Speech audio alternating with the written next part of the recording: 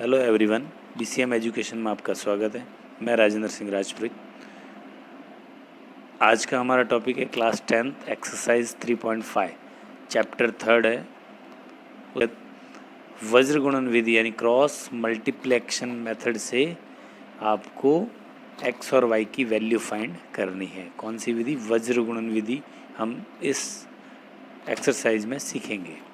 ठीक है, शुरू करते हैं। तो हमें पता है इक्वेशन किस तरह की होनी चाहिए वज्र गुणन विधि में। a1x plus b1y plus c1 is equal to में क्या आना चाहिए? 0। और ये सेकंड समीकरण का a2x plus b2y plus c2 is equal to 0। ठीक है ना, इस तरह से इक्वेशन होगी आपकी, दोनों इक्वल में हमेशा 0 आएगा। अगर कोई भी नंबर पड़ा तो उसको उठाकर आगे लाएंगे बराबर के, और इक्वल में हमेशा 0 रखेंगे। ठीक है ना, पहला काम ये करेंगे। उसके बाद वज्र गुणन में सूत्र लगेगा आपका x y और 1।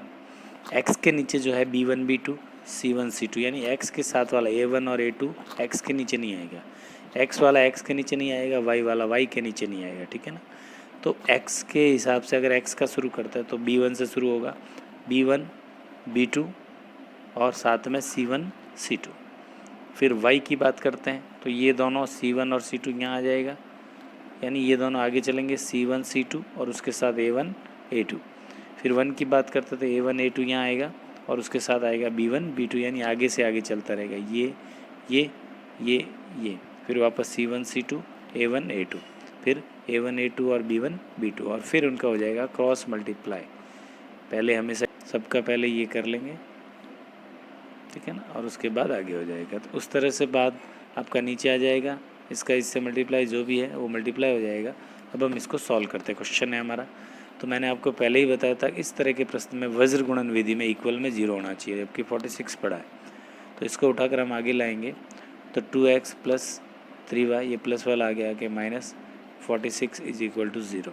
इसकी बात करते हैं सेकेंड इक्वेशन की, 3x plus 5y minus 74 is equal to 0। ये a1, ये b1 और ये c1, ये a2 b2 और c2, यानी ये a1, ये b1 और ये c1, ये a2, ये b2 और ये c2। हम क्वेश्चन शुरू करते हैं, x फिर y और फिर 1। ठीक है, x के नीचे x वाला नंबर नहीं लेके y से शुरू करेंगे, तो y का नंबर कौन सा अपना 3, और इसका y का नंबर है 5। 3 और 5 हो गया इसका। फिर ये आएगा माइनस 46, आगे जो साइन है वो लेके चलेंगे, माइनस 74। ठीक है, और इनका हो जाएगा फिर क्रॉस मल्टीप्लाई। फिर y की बात करते हैं तो y के लिए y वाला नंबर नहीं लिखेंगे, तो यहाँ से ये दोनों नंबर पहले लिख दे, माइनस 46 और माइनस 74। ठीक है, तो y वाला छोड़ते पीछे बच रहा है a वाला, यहाँ से 2 और यहाँ से 3, a1 और a2। फिर वापस 2 और 3 यहाँ आ जाएगा आपका, और नेक्स्ट नंबर अपना बच रहा है ये b, 3 और 5। ठीक है ना, इसका भी क्रॉस मल्टीप्लाई और इसका भी क्रॉस मल्टीप्लाई। फिर वापस लिखते हैं x, फिर y और फिर 1। ठीक है, क्रॉस मल्टीप्लाई में क्या होगा, पहले हम ये लेते हैं तो 5 इंटू माइनस 46, फिर बीच में माइनस का, फिर ये लेते हैं 3 इंटू माइनस 74। ठीक है, फिर इसमें बात करते हैं हम, पहले ये लेते हैं माइनस 74 इंटू 2, सबका फिक्स है, सब में अगर ये पहले ले रहे हो तो आपको यही पहले करना है मल्टीप्लाई। ठीक है ना, फिर सेकंड वाला लेना है, फिर माइनस, नेक्स्ट वापस माइनस 46 इंटू 3। ठीक है, फिर 1 के लिए बात करते हैं तो पहले ये कर रहे हैं 3 3 ज़ा 9, बीच में माइनस और 5 2 ज़ा 10। ठीक है, ये सारा हो गया। x में अगर हम बात करते हैं 46 को 5 से मल्टीप्लाई करते हैं, 6 5 ज़ा 30 और 4 5 ज़ा 20 और 23, एंड 2 3 0, प्लस माइनस माइनस, ये माइनस का आ जाएगा, फिर बीच में माइनस, इसका इससे करते तो 4 3 ज़ा 12 की 22। ठीक है, और प्लस माइनस माइनस, ब्रैकेट हम बाद में हटाएंगे। ठीक है, उससे हमारा साइन कभी गलत नहीं होगा। फिर y की बात करते हैं, ये इससे मल्टीप्लाई करते हैं 8 और ये 148 ब्रैकेट में डालते हैं, फिर बीच में माइनस, ये इसका करता है तो 138 किसका, माइनस का। फिर इसकी बात करते हैं 1 9 माइनस 10, फिर ब्रैकेट हटाता है माइनस 230 माइनस माइनस प्लस 2 2 2, वापस y minus 148 minus minus plus 138, वापस 1 की बात करते हैं, 9 में से 10 गया माइनस का 1। ठीक है, यहाँ पे x की वैल्यू अगर आती है तो वो आएगी अपनी माइनस का 8, इसमें से क्योंकि प्लस माइनस माइनस होता है, फिर y की जो वैल्यू आएगी वो आएगी अपनी माइनस का 10, और 1 की जो वैल्यू आई वो आई -1। अब हम अगर आंसर निकालते हैं इसके, तो आंसर में अगर निकालने जाए तो x की वैल्यू और y की वैल्यू निकलेगी। x के नीचे -8 है, वो आएगा ऊपर, और 1 के नीचे -1 है तो वो हमारा आएगा नीचे। माइनस से माइनस कट गया, 1 का डिवाइड 8 में 8 टाइम। फिर y की वैल्यू जो है वो हमारी है -10, और 1 की वैल्यू है -1। माइनस से माइनस कट गया, 1 का डिवाइड 10 में देते तो आता है 10। तो इस तरह से हमें x और y की वैल्यू फाइंड कर सकते हैं। एग्जाम्पल 14 है, p का मान ज्ञात करो जहाँ समीकरण का एक अद्वितीय हल है। अद्वितीय हल के लिए एक चीज़ ध्यान रखना, इक्वल नॉट होना चाहिए कोई भी नंबर आए, और अनंत हल के लिए इक्वल होगा, और अपरिमित रूप से अनंत हल के लिए इक्वल होना चाहिए, और कोई हल के लिए क्रॉस आना चाहिए। ठीक है ना। अब हम इसमें p की वैल्यू फाइंड करते हैं। तो p की वैल्यू के लिए आपको एक ही चीज़ करना है, a1 a2 is equal to b1 b2 लेना है। ठीक है ना। कोई भी value find, p a k कुछ भी, तो इस तरह के क्वेश्चन में तो यहाँ आएगा 4/2 इज़ इक्वल टू b1 है अपना p अपॉन b2 है अपना 2, क्रॉस मल्टीप्लाई हो जाएगा तो आ जाएगा 2p इज़ इक्वल टू 4 2 ज़ा 8, तो p इज़ इक्वल टू 8/2, 2 से ये काटेंगे कितना आ जाएगा 4, तो p इज़ इक्वल टू 4। ठीक है, अगर p इज़ इक्वल टू 4 लिखते हैं तो हम इसमें कह सकते हैं कोई हल नहीं होगा। ठीक है, लेकिन हमें चाहिए अद्वितीय हल, तो अद्वितीय हल के लिए हम लिख सकते हैं p is not equal to 4, यानी p की वैल्यू 4 नहीं होनी चाहिए, इसके अलावा कुछ भी हो सकती है। ठीक है ना। अगर हम ये इक्वल में लिखते हैं तो फिर उसके लिए हमें कोई हल नहीं लिखना पड़ेगा। ठीक है, तो हमें अद्वितीय हल के लिए पूछा है, p is not equal to 4 किसके लिए होगा, अद्वितीय हल के लिए। ठीक है ना, और अनंत हल इसमें कभी भी विद्यमान नहीं हो सकता। अब है एक्सरसाइज 3.5। फर्स्ट क्वेश्चन है, निम्न में से किसका एक अद्वितीय हल है, किसका कोई हल नहीं है, या किसका अपरिमित रूप से अनेक हल है। अद्वितीय हल की स्थिति में वज्र गुणन कीजिए, वज्र गुणन विधि से उसको हल कीजिए। तो पहले आपको इसके अद्वितीय हल, कोई हल नहीं है, अपरिमित रूप से अनेक हल फाइंड करने पड़ेंगे। तो उसके लिए प्रोसेस है a1 बटा a2 कॉमा b1 बटा b2 कॉमा c1 बटा c2। ठीक है, a1 में अपना है 1/3 -3/-9 और -3/-2, ये दोनों नहीं कट रहे, वही आएगा। ये इससे कट रहा है, ये 1 और ये 3, तो 1/3, ये इससे कट रहा है तो यहाँ आ रहा है 3/2। तो ये दोनों इक्वल है और ये दोनों इक्वल नहीं है। तो हमें पता है a1 a2 equal to b1 b2 is not equal to c1 c2। तो हम कह सकते हैं कोई हल नहीं होगा। ठीक है, तो इसका मतलब इसको आगे करने की ज़रूरत नहीं है। अगर अद्वितीय हल होगा तो हम उसको वज्र गुणन विधि से करेंगे। क्वेश्चन सेकंड, तो आपको पता है इक्वल में 0 आना चाहिए, जबकि यहाँ 5 है, तो इसको पहले सही करता है। 2x + y - 5 is equal to 0, इसका इक्वेशन भी सही करते हैं। 3x + 2y प्लस का इधर आती है -8 इज़ इक्वल टू 0। अब ये इक्वेशन हो गई। चेक करते हैं a1 a2 comma b1 b2 comma c1 c2। तो a1 में अपना कितना 2/3, b1 में अपना 1/2 b1 b2, और c1 में है -5/-8। कटता है तो काट सकते हैं, नहीं कट रहा है तो रहने दो, ये भी नहीं कटता है, माइनस से माइनस कट गया 5/8। तो ये इसके इक्वल में नहीं है और ये भी इसके इक्वल में नहीं है। तो हम कह सकते हैं a1 a2 is not equal to B1 B2 is not equal to C1 C2। तो इसका मतलब इसका हो सकता है अद्वितीय हल। ठीक है, तो अब इस स्थिति में हम इसको वज्र गुणन विधि से सॉल्व करते हैं। तो सॉल्व करने के लिए सबसे पहले x लिखेंगे, फिर हमारा आ जाएगा y और फिर हमारा आ जाएगा 1। x में x का नंबर नहीं लिखेंगे तो शुरू करेंगे y से, तो यहाँ से आ जाएगा 1 और 2, 1 and 2 यानी B1 और B2, फिर -5 और -8।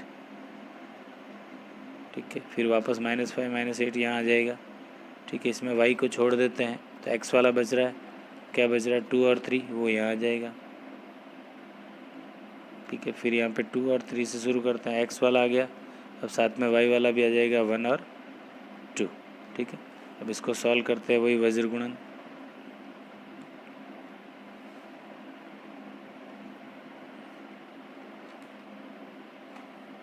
क्वेश्चन करते समय स्पष्ट ध्यान रखना है, पहले इसको वज्र गुणा करना है तो इसी को करना है सबका। ठीक है, ऐसा नहीं हो कि एक बार इसका कर दिया एक बार इसमें तो फिर गड़बड़ हो जाएगा। ठीक है ना, तो हम पहले ये ले रहे हैं 5 2 ज़ा 10, डायरेक्टली लिख देते हैं -10, फिर बीच में आ जाएगा -8 1 ज़ा 8 यानी -8। इसमें पहले ये लेंगे ना, तो 8 2 ज़ा 16 -16, बीच में -5 3 ज़ा 15 यानी -15। या 2 2 ज़ा पहले ये 3 1 ज़ा 3, बीच में माइनस और 2 2 ज़ा 4। x ब्रैकेट हटाते हैं -10 और माइनस प्लस का 8, y -16 माइनस प्लस का 15 और 1 3 -4। x प्लस -8 10 में से 8 गया माइनस का 2, प्लस -16 में से 15 गया माइनस का 1 और 1 के नीचे आ जाएगा -1। ठीक है ना, अब हम x की और y की वैल्यू फाइंड करते हैं। x के नीचे है -2 और 1 के नीचे है -1, वो आएगा, दोनों को काटेंगे तो हमारा आ जाएगा 2। y बराबर y के नीचे है -1 अपॉन 1 के नीचे है -1, माइनस से माइनस कट गया, 1 का डिवाइड 1 में हमारा गया 1। तो ये हमारी x और y की वैल्यू आ गई। अगला क्वेश्चन हमारा सॉल्व करते हैं। फर्स्ट में पहले इक्वल में 0 होना चाहिए, 3x - 5y - 20 is equal to 0, 6x - 10y - 40 is equal to 0। ठीक है, अब हम चेक करते हैं a1 a2 b1 b2 c1 c2 अनुपात चेक करते हैं, उसी से पता चलेगा। तो a1 में है 3/6 a1 a2, b1 में है -5/-10 और c1 में -20/-40। कटता है उसको काट सकते हो, ये 1 टाइम और ये 2 टाइम, माइनस से माइनस कट गया, ये 1 टाइम और ये 2 टाइम, माइनस से माइनस कट गया, 0 से 0 कट गया, 1 टाइम और ये 2 टाइम, दोनों 2 से कटा। तो क्या आया 1/2 is equal to 1/2 is equal to 1/2। तो a1 a2 बराबर b1 b2 बराबर c1 c2, तीनों बराबर आए। ठीक है ना, तो हम कह सकते हैं कि इसके अनंत हल होंगे, अनंत हल, इसलिए इसको भी आगे वज्र गुणन से नहीं करना है, क्योंकि उसमें साफ कह रखा है अद्वितीय हल के लिए ही आपको सॉल्व करना है। ठीक है, नेक्स्ट क्वेश्चन है, ये तो ऑलरेडी अपने व्यवस्थित पढ़ा है, तो शुरू करते हैं इस क्वेश्चन को।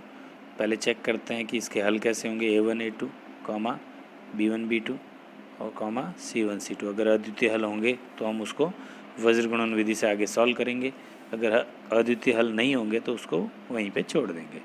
तो हल चेक करते हैं, तो यहाँ पे इसके आगे x क्या है, कुछ नहीं, मतलब 1 और x के आगे 3, ये a1 ये a2, फिर b1 में -3/-3, फिर c1 में -7/-15 c1 c2।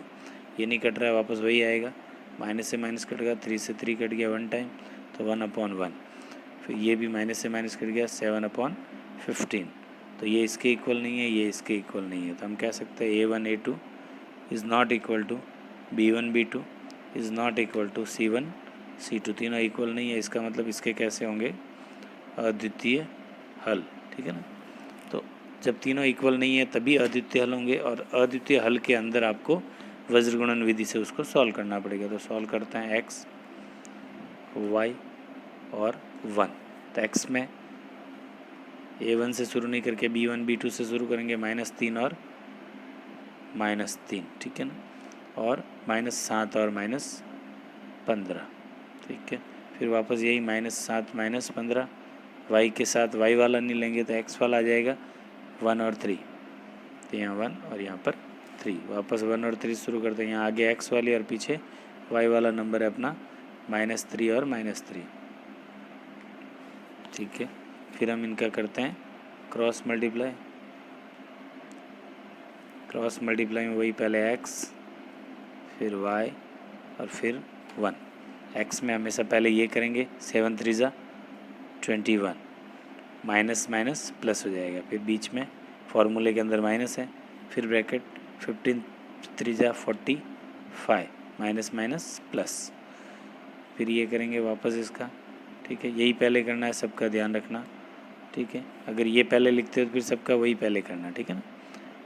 15 1 जा 15 यानी माइनस के 15, फिर बीच में हमारा माइनस, 7 3 जा 21 यानी माइनस का 21।